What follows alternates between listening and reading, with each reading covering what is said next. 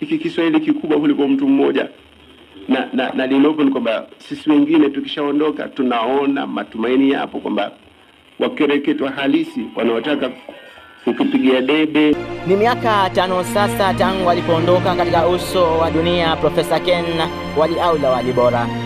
Alikuwa ni mwandishi na mwanahabari mwenye haiba, si katika taifa la Kenya tu, bali pia Uganda, Tanzania na bara zima la Afrika.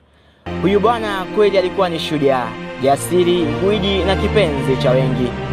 Nasikia sauti ya mama, damu nyeusi, ndoto ya almasi, kidagaa kimemwozea na siku njema, ni baadhi tu ya vitabu alivyoviandika huyu bingwa.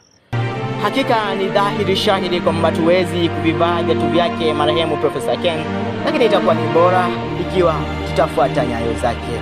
Mwenyezi Mungu azidi kumrehemu kokote alipo huyu shujaa.